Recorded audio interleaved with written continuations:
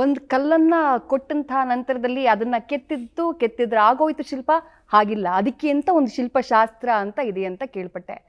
ನಿಮಗೆ ಒಂದು ಮೂರ್ತಿಯನ್ನು ಮಾಡಬೇಕು ಅಂದಾಗ ಈಗ ರಾಮ್ಲಲ್ಲಾನೇ ತಗೊಳ್ಳೋಣ, ಅದು ಪ್ರೋಸೆಸ್ ಹೇಗಿರುತ್ತೆ ಸರ್? ನೀವು ಅಂದಂಗೆ ಶಿಲ್ಪಶಾಸ್ತ್ರ ಇದು ಅಪ್ಲೈಡ್ ಸೈನ್ಸ್ ಅಂತ ಹೇಳ್ತೀವಿ. ಬೇರೆಲ್ಲ ಶಾಸ್ತ್ರಗಳು ಹೇಳ್ಬುತ್ತೆ, ಮಾಡ್ಲಿಕ್ಕೆ ಕಷ್ಟ ಆಗುತ್ತೆ. ಬಟ್ ಈ ಶಾಸ್ತ್ರದಲ್ಲಿ ನೀವು ಏನು ಹೇಳ್ತಾರೆ ನೀವು ಅದನ್ನು ಅಪ್ಲೈಡ್ ಮಾಡ್ಬೋದು. ಹೇಳ್ತಾರೆ ನಮಗೆ ನಾಭಿಯಿಂದ ಹಣೆವರೆಗೂ ಇಷ್ಟು ಅಳತೆ ಇರಬೇಕು ಅಂತ, ಅಳತೆ ಮಾಡ್ಬೋದು ನಾವು ಕಲ್ಲಲ್ಲಿ. ಸೊ ಈ ಶಾಸ್ತ್ರದಲ್ಲಿ ಏನು ಹೇಳ್ತಾರೆ ಅದು ಮಾಡ್ಬೋದು. ಆಯುಧ ಬಗ್ಗೆ ಒಂದು ವರ್ಣನೆ ಇರುತ್ತೆ, ಅದನ್ನು ನಾವು ಚಿತ್ರವಾಗಿ ಕಲ್ಲಲ್ಲಿ ಮಾಡ್ಬೋದು. ಇದು ಅಪ್ಲೈಡ್ ಸೈನ್ಸ್ ಅಂತ ಹೇಳ್ತೀವಿ. ನಿಜ. ನಾವು ಬಾಲಕೃಷ್ಣನನ್ನು ನೋಡಿದ್ದೀವಿ, ಮುದ್ದು ಕೃಷ್ಣನನ್ನು ನೋಡಿದ್ದೀವಿ. ಇಡೀ ಜಗತ್ತು ಬಾಲರಾಮನ್ ನೋಡೇ ಇಲ್ಲ.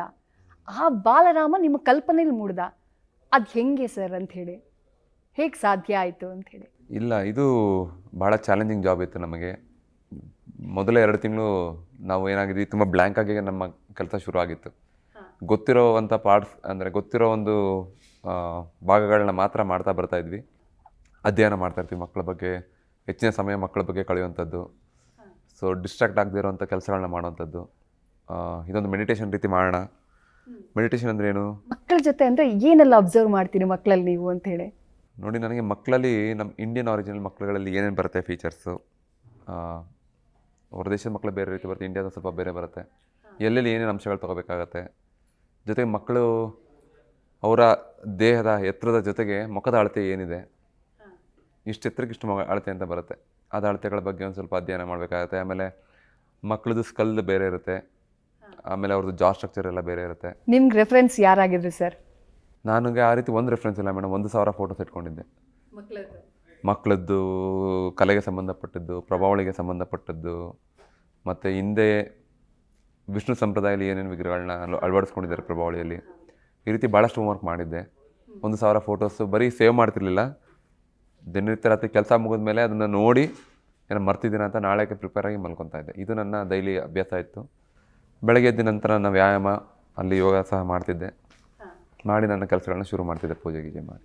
ಟ್ರಸ್ಟ್ನವರು ಇಂಥ ಸ್ಪೆಸಿಫಿಕೇಶನ್ ಅಂತ ಕೊಟ್ಟಿರ್ತಾರೆ ಸರ್, ಪ್ರಭಾವಳಿ ಹೀಗೆ ಬರಬೇಕು, ಮೂರ್ತಿಯಲ್ಲಿ ಈ ರೀತಿಯಾದಂಥ ಆಭರಣ ಇರಬೇಕು, ಆ ಥರದ್ದೆಲ್ಲ ಸ್ಪೆಸಿಫಿಕೇಶನ್ಸ್ ಇತ್ತ ಹೇಗೆ ಅಂತ ಹೇಳಿ? ಆ ರೀತಿ ಏನೂ ಇರಲ್ಲ.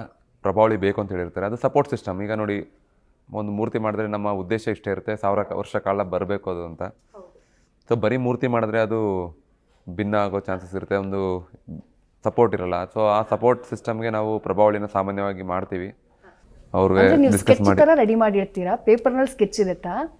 ಹೌದು, ಸ್ಕೆಚ್ ಮಾಡಿರ್ತೀನಿ. ಒಂದು ಕಲ್ಲು ಏನು ಅಳತೆ ಇರುತ್ತೆ ಅದ್ರ ಪ್ರಕಾರನೇ ನಾನೊಂದು ರೇಷಿಯೋಲಿ ಒಂದು ಡ್ರಾಯಿಂಗ್ನ ಮಾಡ್ಕೋತಾ ಇರ್ತೀನಿ, ಚೇಂಜಸ್ ಮಾಡ್ತಿರ್ತೀನಿ.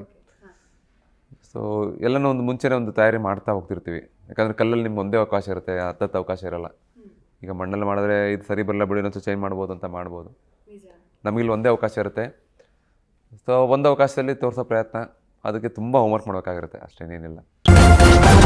ನ್ಯೂಸ್ ಫಸ್ಟ್, ನಿರ್ಭೀತಿಯಿಂದ ನಿಮ್ಮ ಪರವಾಗಿ.